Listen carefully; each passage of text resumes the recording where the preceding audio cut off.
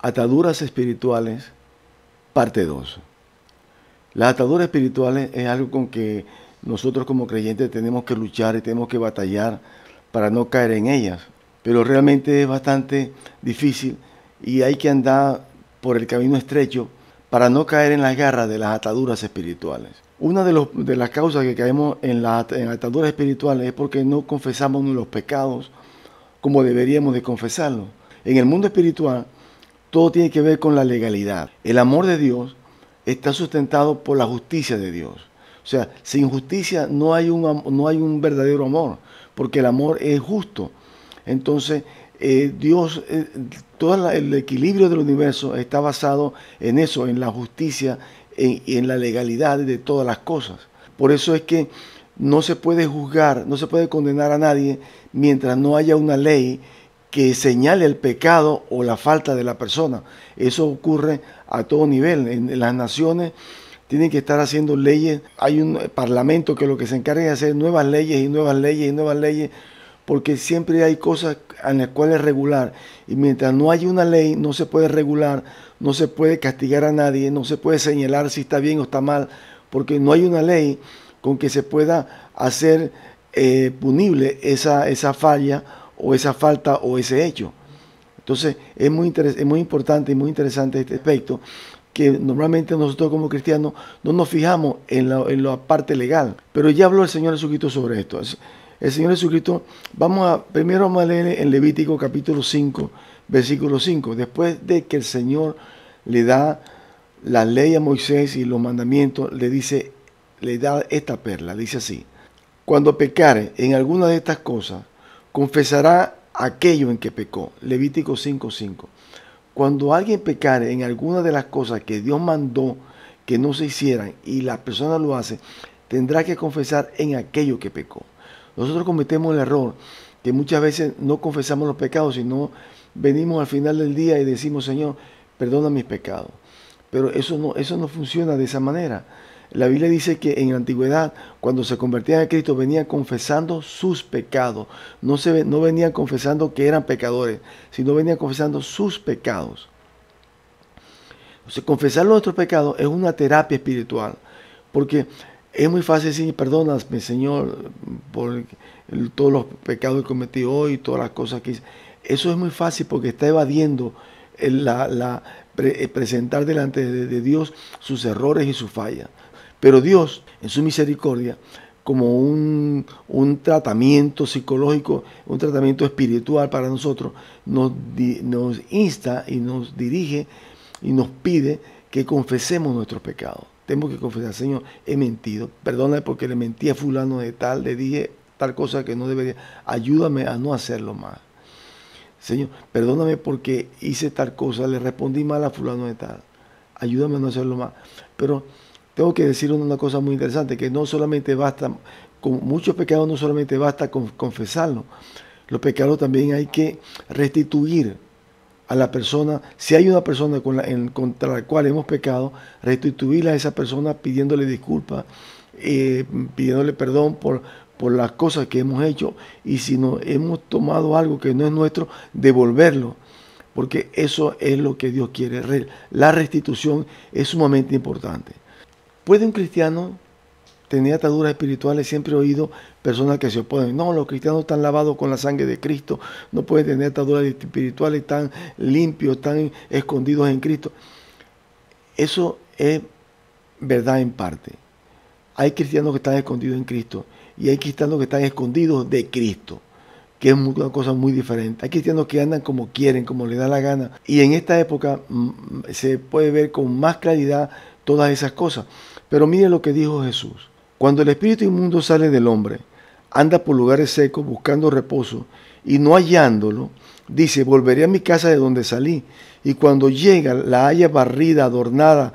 Entonces va y toma otros 7 espíritus peores que él, y entrados allí moran, y el postrer estado de aquel hombre viene a ser peor que el primero. Lucas capítulo 11, versículo 24 al 26.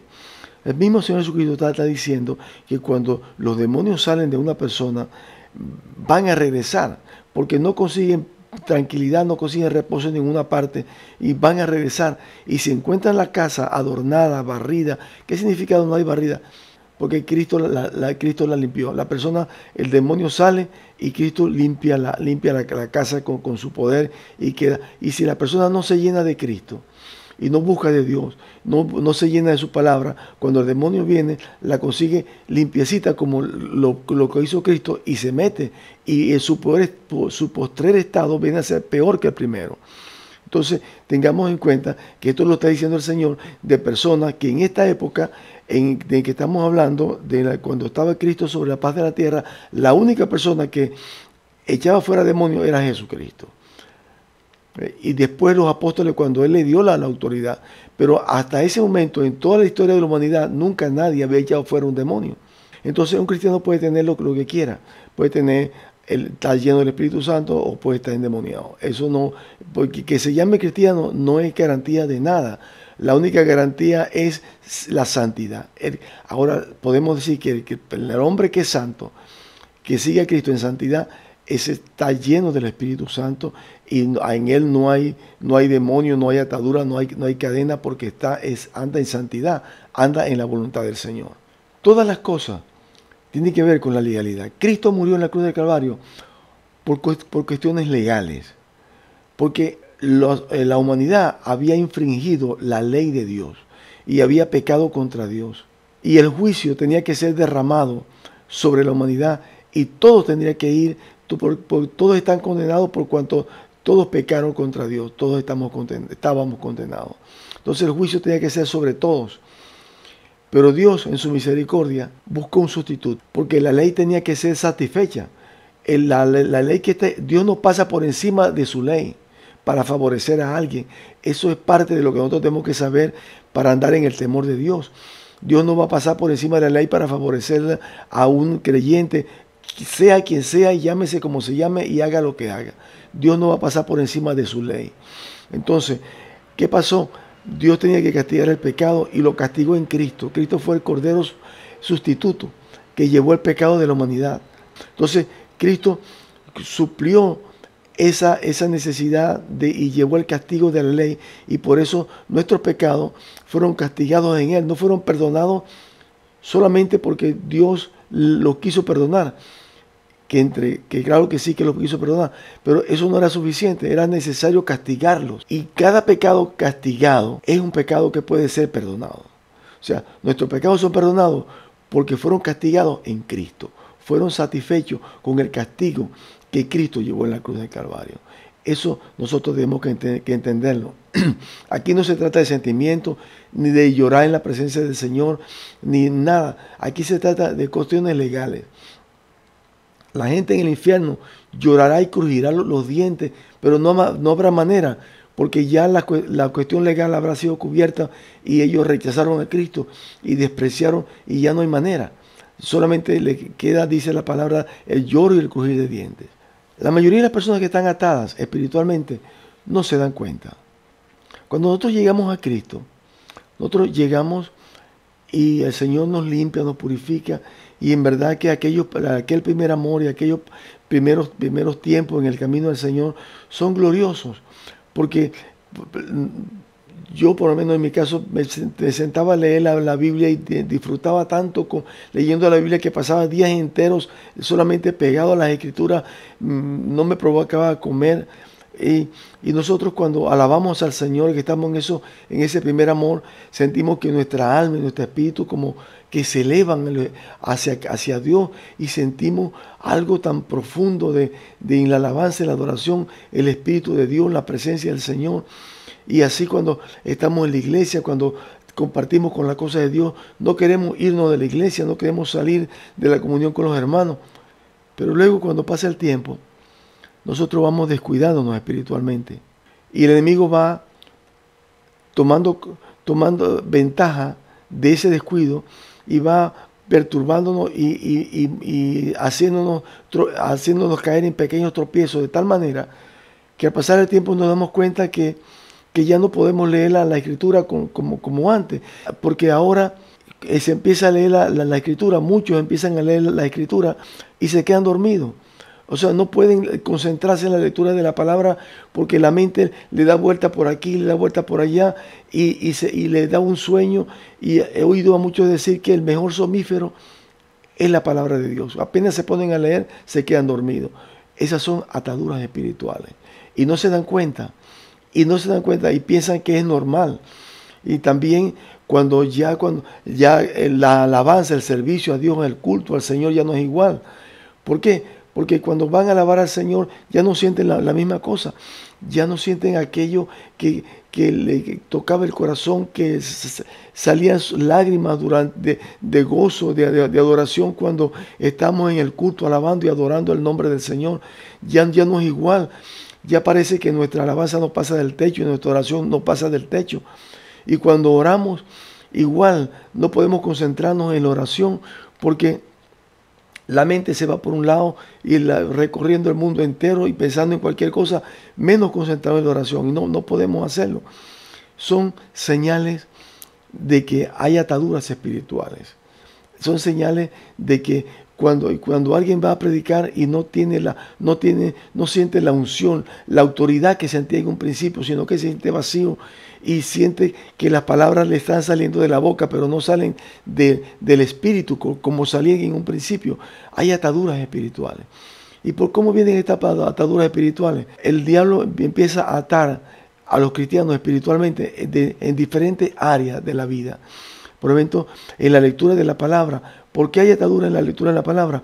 Porque hay cristianos que se ponen a oír.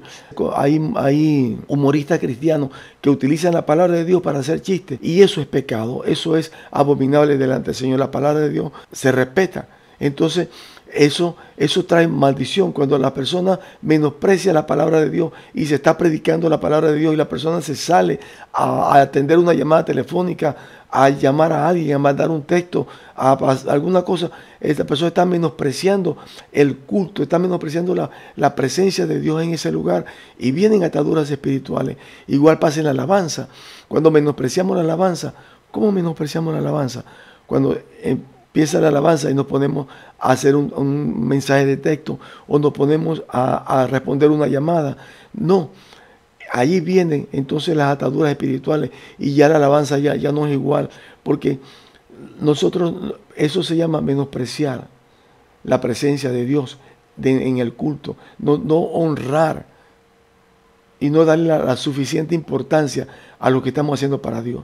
Estamos claros que a Dios no lo estamos viendo en el púlpito, pero sabemos por nuestra fe que Él está presente, que su Espíritu está presente, que sus ángeles están allí y nosotros tenemos que honrar al Señor. Entonces, eso es parte de por qué vienen las ataduras espirituales. Y eso son cosas por encima. Hay ataduras espirituales más fuertes. Hay ataduras espirituales de concupiscencia de los ojos. Los hombres y mujeres que la mirada se le va para donde no debe ir, a ver la parte íntima de las mujeres, la parte íntima de los hombres, a curiosear lo que no tienen que hacer. Que hay concupiscencia de los oídos y entonces concupiscencia de la mente, que personas que no pueden ver a otra con pureza, si no se le ocurren, si no vienen a su mente malos pensamientos, son ataduras espirituales. Y la persona cree que es normal, que está siendo atacado. No es normal que esto pase en los cristianos. Los cristianos son santos, su mente es santa, pero los cristianos que se mantienen en los caminos del Señor. Hay varias maneras de darle cabida a las ataduras espirituales en nuestra vida espiritual. ¿Ve? Por ejemplo, hay dos maneras, una manera de hecho y una manera de derecho. ¿Cuál es la manera de hecho? La manera de hecho es cuando aceptamos cosas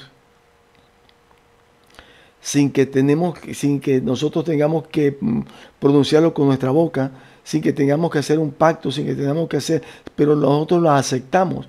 Y ya aceptar algo es tener parte con ese algo que estamos aceptando. Por un ejemplo, van una pareja de jóvenes caminando por un paseo y hay una afinidad entre ellos y se gustan, pero uno no le ha dicho nada al otro, ni el otro le ha dicho nada al otro.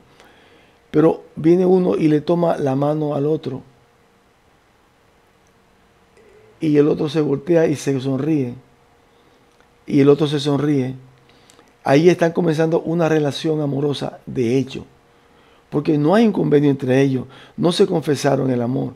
No se confesaron que se amaban. No, está comenzando de hecho. Es una relación de hecho. Eso pasa cuando nosotros damos cabida en nuestra casa a cosas diabólicas que, por ejemplo, empezamos a ver películas de violencia, derramamiento de sangre, y la llevamos, y la aceptamos en nuestra casa, y nuestros hijos la ven, y ven nuestra familia, y entonces estamos permitiendo que el enemigo entre a nuestra casa, y después nos extrañamos de que empiecen a ocurrir cosas en la casa, peleas, contiendas, violencia, agresividad, y no sabemos por qué. Porque de hecho hemos dado cabida al diablo dentro de la casa, y así se le da cabida de muchas maneras a cosas que llevamos a la casa de hecho. Y por supuesto que también ya no lo hacemos, muchos, la mayoría no lo hacen de derecho, no lo aceptan, pero hay muchos que sí, que lo justifican. Y no, yo puedo hacer tal cosa, yo puedo tomar esto y puedo ver aquello y puedo ver pornografía, porque y entonces hacen sus propias conclusiones y sacan sus propios juicios y sus propias manera de ellos justificarse de una manera de derecho. Están aceptando aquello porque lo están justificando y ya ellos están conscientes que lo están justificando. Entonces hay esas dos maneras de caer en ataduras espirituales y de abrir puertas espirituales, porque son puertas espirituales que se abren al hacer estas cosas, y el diablo entra, pero el diablo entra con mucha facilidad, pero no sale con facilidad. Entonces vamos a ver en la parte número 3 de estos videos. No lo quiero hacer muy largo, porque hay muchas personas que no soportan los videos largos. Tengo un libro sobre ataduras espirituales, un libro que habla, se llama Entendiendo y Destruyendo Ataduras Espirituales. Lo pueden ver acá y lo pueden conseguir en Amazon si quieren profundizar más. Porque por más que me esfuerce, yo no puedo explicar en un video todas las cosas que están en el libro, porque primero sería muy largo y de segundo hay muchos aspectos que se le escapan a uno en el momento, en el fuego de estar explicando las cosas. Dios te bendiga y Dios te guarde.